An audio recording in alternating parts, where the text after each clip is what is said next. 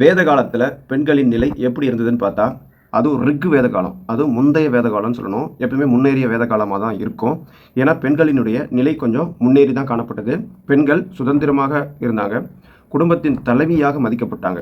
இது ரிக் வேத காலத்தில். முந்தைய வேத காலம் ஒரு முன்னேறிய வேத காலம். பெண்கள் தனது கணவருடன் தமது வீட்டில் சடங்குகள் நடத்துவதற்கு அனுமதிக்கப்பட்டாங்க. அதேபோல் குழந்தை திருமணத்தையும் உடன்கட்டை ஏறுதலையும் இவங்களுக்கு என்னன்னே தெரியாது. முந்தைய வேத காலத்தில் குழந்தை திருமணமும் இல்லை, உடன்கட்டை ஏறுதலும் இல்லைன்னு சொல்கிறாங்க. கைம்பெண்கள் மறுமணம் செய்து கொள்ள தடைகளும் கிடையாது. விதவைகள் மறுமணம் செய்து கொள்வதற்கு தடைகளும் கிடையாதுன்றாங்க. அப்போ முன்னேறி இருந்திருக்கு ரிக் வேத காலம், அதாவது முந்தைய வேத காலம் முன்னேறி இருக்கு பெண்களின் நிலையில். இருந்த போதிலும் பெற்றோர்களிடமிருந்து சொத்துக்களை பெறும் சொத்துரிமை மட்டும் ரிக் வேத காலத்தில் பெண்களுக்கு மறுக்கப்பட்டது. பொது நிகழ்வுகளில் பெண்கள் எந்த பங்கும் வகிக்கலை அப்படிங்கிறத சொல்கிறாங்க.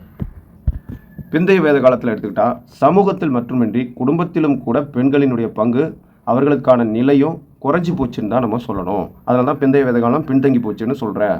பெண்கள் குடும்பத்தில் சடங்குகளை நடத்த முடியாத நிலை உருவாயிடுச்சு பிந்தைய வேத காலத்தில். திருமணம் தொடர்பான விதிகளும் இறுக்கமாக இருந்துச்சு. பலதார மனம் சாதாரணமாக நடைபெற்றது. கைம்பெண் மறுமணத்திற்கு ஊக்கம் அளிக்கப்படலை. பெண்களுக்கு கல்வி மறுக்கப்பட்டது. கலப்பு திருமணம் நிராகரிக்கப்பட்டது. அப்போ பிந்தைய வேத காலம் ஒரு பின்தங்கிய வேத காலமாக இருந்தது பெண்களின் வாழ்க்கை நிலையில்.